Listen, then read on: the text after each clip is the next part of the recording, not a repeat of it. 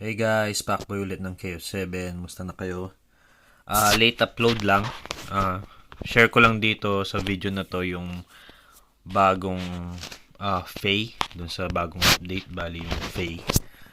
Share ko lang yung mga runes dito kahit yung topic lang natin is about runes. So, kahit F2P ka, makakakuha ka pa rin ng red runes or yung legendary runes. So, yung mga iba baka alam na to. So, yung mga hindi alam, guide lang sa inyo.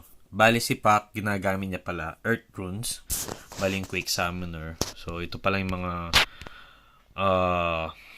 mga fake ko. Bali, dalawa lang naman yung purple ko. Quake din, yung Bonfire. Yung iba kasi, like itong Child of Earth, yung mga green, pinapakain ko lang yan para mag-max to. So, ang ano natin dito, ano na bang level to? Level 60. Then, ilan stars na ba yung Fae natin? Oh, pwede na pala natin pagpalit to. Try natin pagpalit kung mag-swap siya.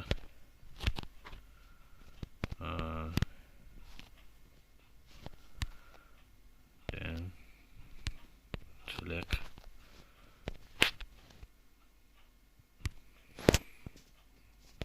Tapos, yung max natin na star na Child of Earth. Bali 3.221B. Try natin ulit kung balik ka rin kung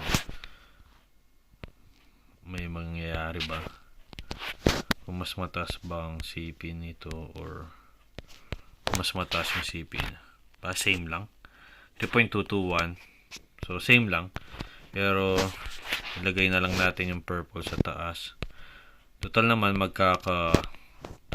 nakaipon na din ako ng malapit na ako makaipon ng enough na contract para maka-open yung isa. So, ito. Bali, 3 na lang. Hopefully, tomorrow, makaipon tayo. So, let's get back to business, guys. So, bali yung Fae. Yung mga runes niya. Runes. Then, ang technique lang dito is, kung makikita nyo purple sa isang red, combine lang kayo. Kunwari ito, combine nyo lang. So, combine lang natin. Bali, may nagawa na ako mga green. So, iba-iba kasi yung mga logo niyan, guys. So, tignan nyo na lang. Then, kunwari ito, gawin natin na green. So, makikita mo green na. Combine mo lang yan, green. Tapos, gawa ka din ng 3 green para maging isang purple. Then, ulit-ulitin mo lang hanggang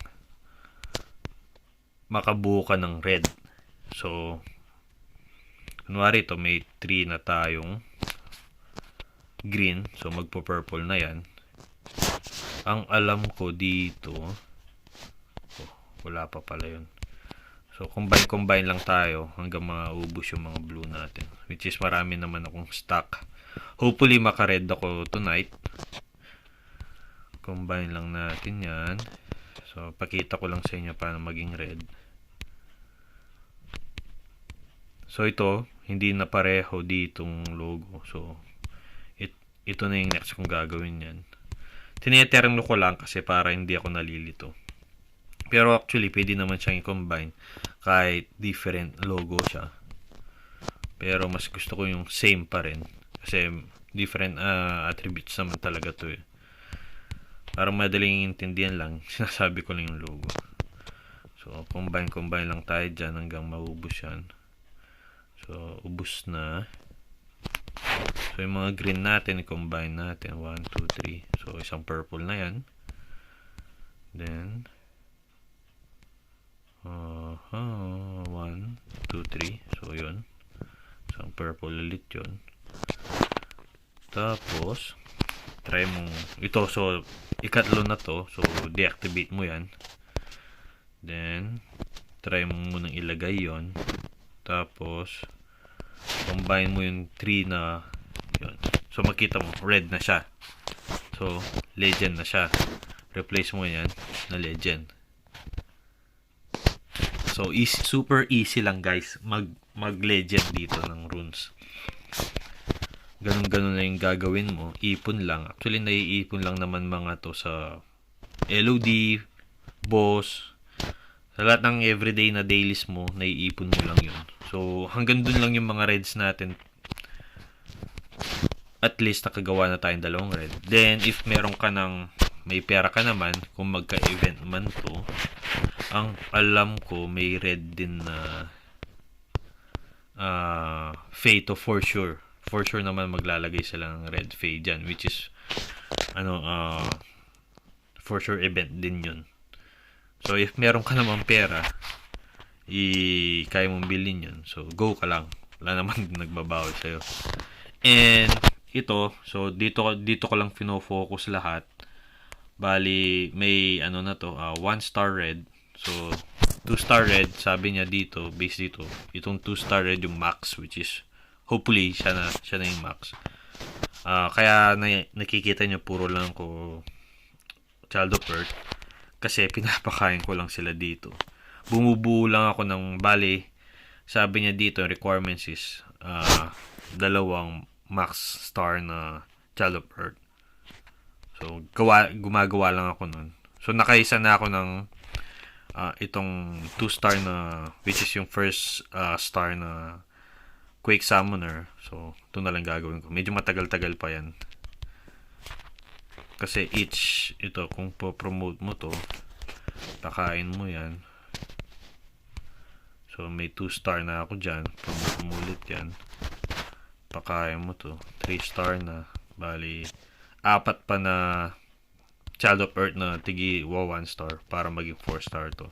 So forth. And so on. Ulit-ulit lang yung combination dito.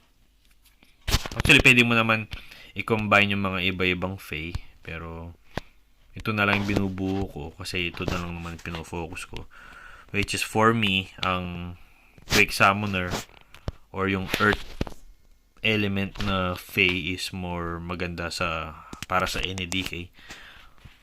Kasi maganda yung effect. Whenever spirit barrier damage is taken, increase self-reflection. So, kita nyo naman, reflect damage siya. So, mas gusto ko to. Yung mga iba, nagbo-bonfire sila kasi mas gusto nila yung damage. Ako kasi, kung PvE lang yung basyan, hindi naman ako nag-enjoy sa PvE. Mas gusto ko yung PvP. So, bali, pa-silip lang natin, take a pick lang natin yung regular arena namin. So, same lang ulit yung kalaban namin sa server namin, which is Chaos 6 and I know is Chaos 5 from yung mga top nila is si Cygnus and Empress. Chaos 1 pala, sorry. So, si M is 6.5B. So, sakit-sakit si M, si Kumaring M. Kita nyo naman, guys. Mga big time to. High wing. Alam ko si M, kumpleto na din high wing from 10th. Meron na yan. Wala siyang 9. So, 10 and A1. Tapos, 10 si Cygnus is magpa 5.1B na. Ito yung malupit. Guys, VIP 19 to. Lampas pa dun sa VIP 15 na nakikita nyo max. Then, sagad na din siyang level A9 45 tier. Pati si M, alam ko sagad na din. A9 45. So, check natin si Cygnus. Si Cygnus, kita mo, naka-first wing lang yan. Pero, yan, boy tago yan. Which is naka-high wing din yan. Naka-amplify pa. So, naka-upgraded din yung amplify niya. Ganong kalupit ang VIP 19, guys. Then, pakita ko din yung high wing niya sa 10. So, meron din siyang high wing sa 10.